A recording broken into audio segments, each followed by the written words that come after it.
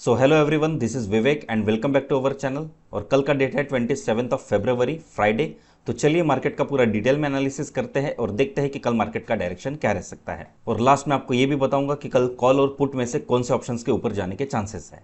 But आगे बढ़ने से पहले अगर आपने हमारे चैनल को सब्सक्राइब नहीं किया है तो आप सब्सक्राइब कर सकते हैं। यहाँ डेली आपको निफ्टी और सेंसेक्स के एनालिसिस वीडियो मिल जाएंगे। तो चलिए अब सीधा स्क्रीन पर चलते हैं। तो गाइज अभी हम लोग डेस्कटॉप पर आ चुके हैं। तो यहाँ पर आप देख सकते हैं मैंने ये सारे पॉइंट्स को ऑलरेडी यहाँ पर फाइंड आउट करके रख दिया है।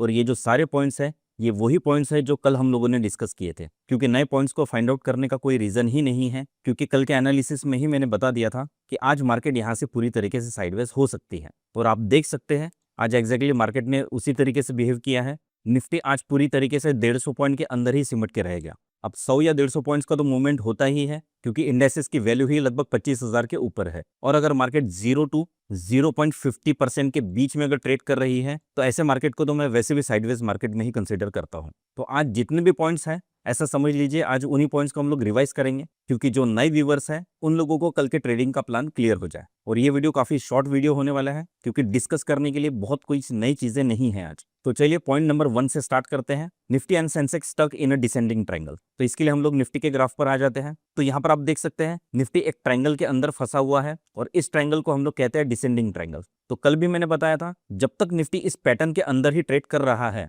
तब तक मार्केट के साइडवेज होने के काफी ज्यादा चांसेस है, क्योंकि यहाँ पर बायर्स और सेलर्स दोनों कंफ्यूज्ड होते हैं कि मार्केट का डायरेक्शन क्या रह सकता है। तो जब तक दोनों में से किसी साइड पर ब्रेकआउट नहीं आता है तब तक आगे भी मार्केट के साइडवेज होने के काफी ज्यादा चांसेस हैं, क्योंकि ट्रायंगल का ये जो नैरो एरिया है यहाँ तक निफ्टी को पहुंचने के लिए और भी काफी स्पेस बची हुई है। तो हाई प्रोबेबिलिटी है कि कल भी मार्केट यहाँ से साइडवेज हो सकती है। और ऑलरेडी कल फ्राइडे है, ना ही कोई एक्सपायरी है और ना ही कोई इवेंट। और हिस्टोरिकल डेटा यही कहता है कि फ्राइडे के दिन ज्यादातर मार्केट साइडवेज ही रहती है। तो चलिए अब सेकंड पॉइंट पर आ जाते हैं। RSI stuck in a symmetrical triangle. अगर आप निफ्टी के ग्राफ पर आरएसआई इंडिकेटर को प्लॉट करते हैं तो आप देख सकते हैं निफ्टी की तरह आरएसआई भी एक ट्रायंगल के अंदर स्टक हो चुका है। और आरएसआई स्ट्रेंथ को इंडिकेट करने वाला इंडिकेटर है। तो ये जो नैरो पार्ट है ये तो यही इंडिकेट कर रहा है कि ना ही यहाँ पर बायर से इंटरेस्टेड है और ना ही सेलर। तो पॉइंट नंबर 2 भी यही इंडिकेट कर रहा है कि कल मार्केट यहाँ से साइडवेज हो सकती है। अब आ जाते हैं पॉइंट नंबर 3 पर। Deep ITM call option stuck in a descending triangle. First और थर्ड पॉइंट लगभग सिमिलर है। अगर आप इन दी मनी के कॉल ऑप्शन के चार्ट को अगर देखते हैं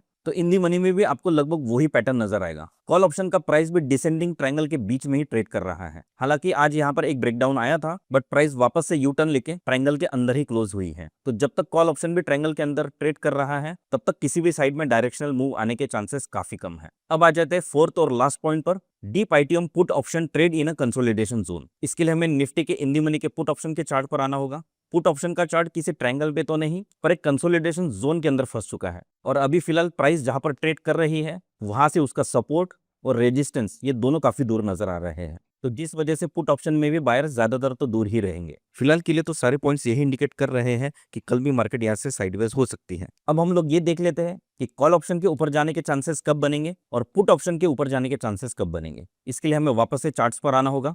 यहाँ पर आप देख सकते हैं मैंने 4 चार्ट्स को ओपन करके रखा है, जिसमें से पहला चार्ट है इंडाइसेस का, सेकंड चार्ट है निफ्टी के फ्यूचर का, थर्ड चार्ट है निफ्टी के इन दी मनी का कॉल और फोर्थ चार्ट है निफ्टी के इन दी मनी का पुट ऑप्शन। तो इनकेस अगर निफ्टी कल इस ट्रायंगल को अपसाइड में ब्रेकआउट दे देता है और साथ ही साथ निफ्टी का फ्यूचर भी यहाँ पर ब्रेकआउट अगर दे देता है तो उसके बाद हमें 2 चीजों को फॉलो करना है। डीप कॉल ऑप्शन के चार्ट पर ट्रायंगल को अपसाइड में ब्रेकआउट आना काफी जरूरी है और डीप इन दी मनी के पुट ऑप्शन के चार्ट पर कंसोलिडेशन के डाउन साइड में ब्रेकडाउन आना काफी जरूरी है। अगर निफ्टी और निफ्टी के फ्यूचर के साथ साथ कॉल और पुट में भी लेवल्स पर ब्रेकआउट आ जाता है उसके बाद ही मार्केट के अपसाइड में मूव करने के काफी ज्यादा चांसेस रहेंगे। अदरवाइज कल भी मार्केट यहाँ से साइडवेज हो जाएगी। और एग्जैक्टली इसका अपोजिट अगर निफ्टी ट्रायंगल को डाउन साइड में ब्रेकडाउन दे देता है और साथ ही साथ फ्यूचर भी डाउन साइड में ब्रेकडाउन दे देता है, इसके बाद कॉल ऑप्शन के चार्ट पर डाउन साइड में ब्रेकडाउन आना काफी जरूरी है और पुट ऑप्शन के चार्ट पर अप साइड में ब्रेकआउट आना काफी जरूरी है। अगर ये सारी कंडीशंस मैच हो जाती है उसके बाद ही मार्केट के डाउन जाने के चांसेस रहेंगे।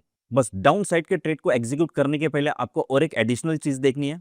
सेंसेक्स के ग्राफ का डिसेंडिंग ट्रायंगल और 82 के साइकोलॉजिकल लेवल पर ब्रेकडाउन आना काफी जरूरी है। अगर साइकोलॉजिकल लेवल पर सेंसेक्स ब्रेकडाउन दे देता है उसी के बाद मार्केट में एक शार्प सेलिंग नजर आ सकती है। तो निफ्टी के साथ साथ अगर उसके ऑप्शंस भी अगर ब्रेकआउट या ब्रेकडाउन दे देते हैं बट फिर भी हमें सेंसेक्स को ब्रेकडाउन देने का वेट करना है, अदरवाइज प्राइस के रिवर्स होने के चांसेस काफी ज्यादा रहेंगे। सो गाइस, तो यहाँ पर अभी मैंने सारे पॉइंट्स को आपको डिटेल में समझा दिया है।